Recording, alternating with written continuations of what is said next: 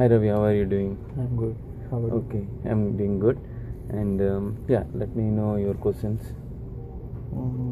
Actually, I want to shift my transfer my H1. So, what is the step? Like, how can I approach initiate my transfer of H1? Okay, yeah, it's a good question, and let me explain. And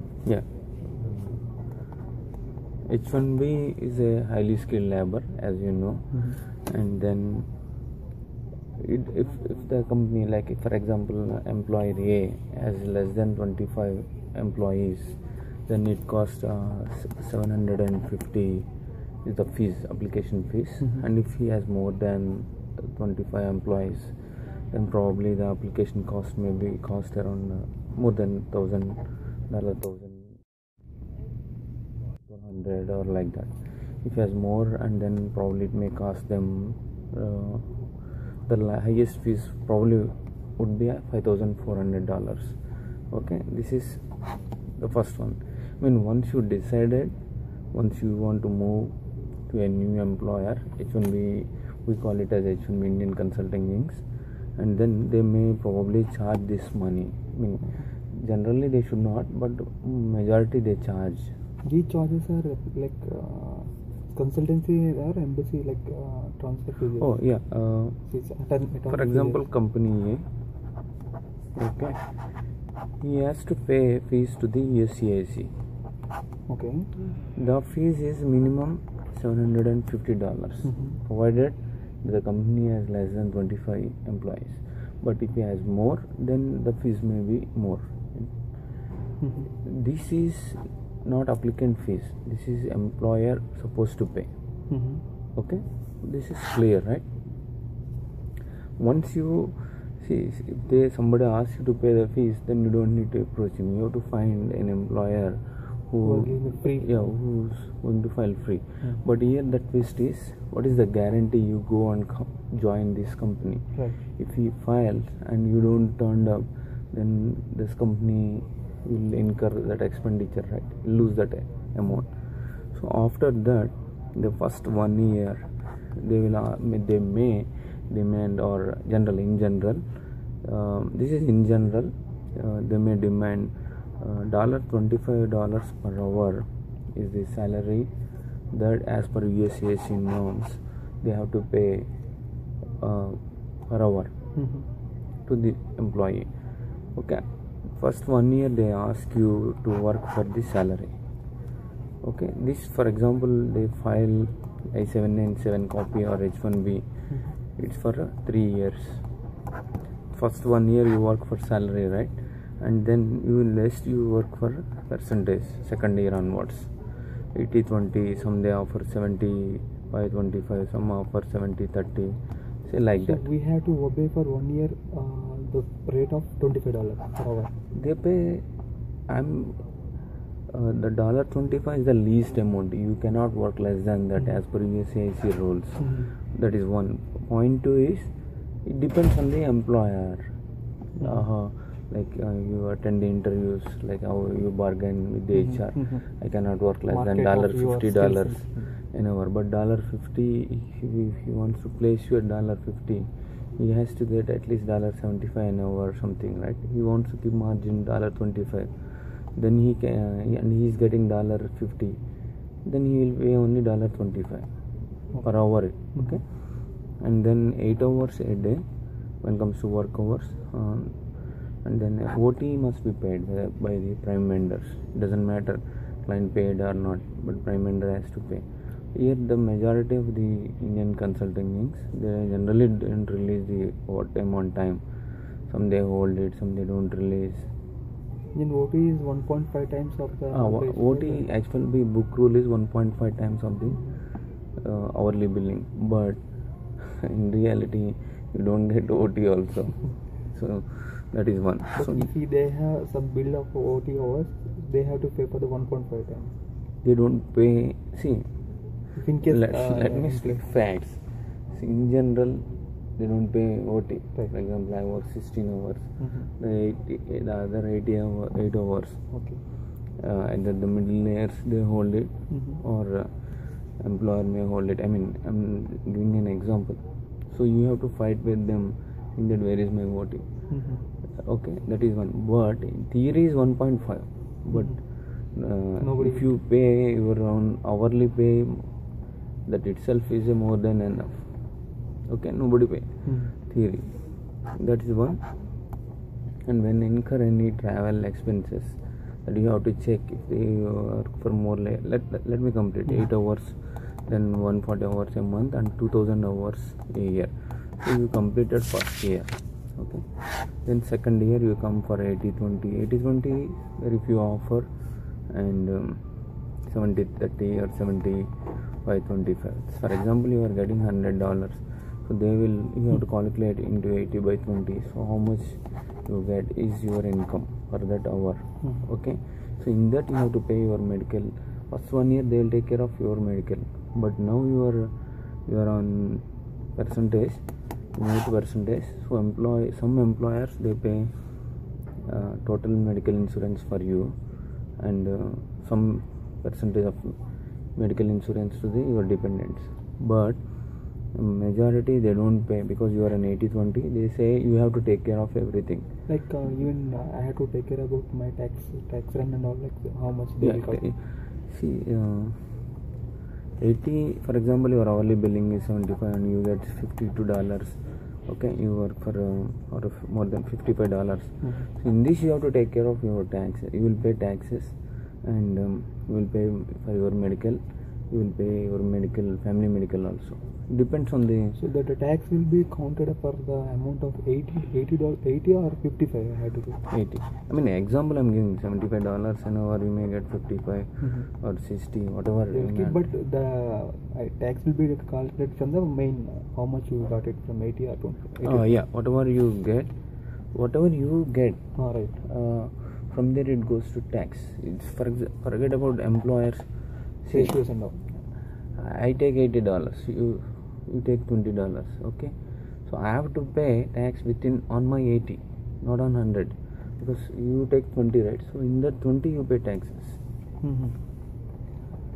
If I'm clear? Right.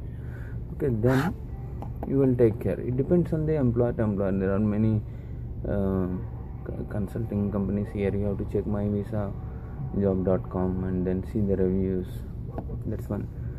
So after that, we moved percentage. Right now comes the green card. So this year H1B you can stay only maximum 6 years in US. 7th year you have to leave. 1 year they may give an extension. But now you have to come for a green card. So green card is of 3 stages: labor, I-140 and 485. And 2 categories: EB2, EB3. If you did MS here, then you will fall in the EB2. If you have already worked 10 years in India, then you fall in EB2. 10 years? Yeah, otherwise it is EB3. It takes 15 years, it takes 10 years. Okay, now green card, again, green card is nothing but future employment. It's not for current. It is assumed that company A you joined. The company A will say, for example, Ravi will work after getting green card with me. That is theory, but practically after getting green card or EAD, generally people go for full-time jobs. So now green card also free, but for green card they charge $5,000 to $10,000. Some they charge $20,000. It depends on the employer to employer. So you have to take care. Like for example, today, day 1, November 21st, you want to move, then they may ask you the fees of the H1B application fees. That is $5,400.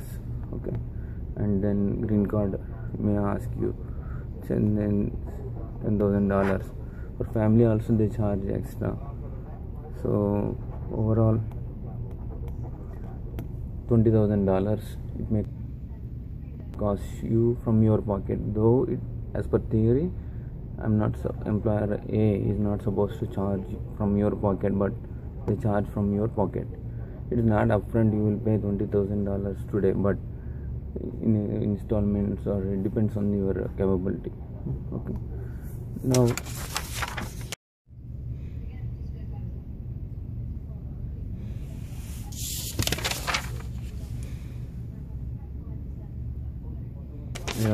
green card. So it takes 10 years and 3 stages. Labor, I-140 again it is not guaranteed. You will get queries here, refuse, denial, refuse, reject. So that green card is only future employment and it's a process. So to continue immigration status, you have to continuously apply for H1Bs. H1B is not necessarily for 3 years. Every 3 years they may give, they may not give. It depends on the project. Like I'm doing a monthly project. So if each month it may be extended for H1B is given for a monthly or yearly also. 1 year. So in that case 10 years you have to apply for 10 years or 3 years they may give. So you may apply for three extensions. So in between, if you want to visit India or home country, then you have to get it stamped, H1B visa stamping, and then come. Fortunately, because of today, then President's speech analysis, then those things they take reforms very quickly. So you will ease all those problems. Immigration issues. So this is all about H1B and green card. After green card is valid for 6 months outside America, provided if you stay more than 6 months in India, it will expire, and you have to find out somebody again from America who will file an H1B for you. So, or there the condition is while leaving America, you have to take a letter from USCIS or respective authorities saying that you will come only after 2 years, not immediately after 6 months. Then after 2 years you have to come back because to keep the card live. Then you will come and stay. So to overcome that issue, to apply for US citizenship, naturalization some they call it, and you have to stay 5 years after green card, or continuous after green card you have to pay taxes for 3 to 3.5 years. Then you will be eligible for US citizenship. So then you can go outside the country or anywhere, travel across the globe. That's probably it is 10 years and green card is 5 years and another 5 years. So if you decided to stay in America, you have to stay for 20 years in one go. This is point 1. The advantage is why people dream for American citizenship is they get, if you pay taxes for 10 years continuously, and you are eligible for pension wherever you live on this earth, provided you are cross 60 years. You paid taxes for 10 years, your legal status is immigration, you are legally staying, not illegally, legally staying here, and immigration status wise, and after green card, or you must be a citizen. And then wherever you live, after become, for example, I paid tax for 10 years, I got green card, I become a US citizen, then I can go America and I can live anywhere in the world, and America gives $1,500 subject to correction per month as a pension. So after 60 years I can survive with that amount. That is the reason everybody, not everybody, majority, they aim for America dream. And are you single or married? I'm married. Okay. So if kids born here, they become US citizens, then you need not worry about them, because they are property of America, and then they can eligible to study here in any universities, not like apply for F1 visas, all that. They will overcome all those issues, bottlenecks. And if they are in New Jersey or New York, that state, they can pay only $25,000 as a, when it comes to graduation fees. If they go to neighboring states, they will pay $50,000 application fees, or talking about the semester fees. So these are the advantages in 1 year. And I hope I'm clear, or still you have left with any questions? Yeah, it's good. Yeah, thanks for listening.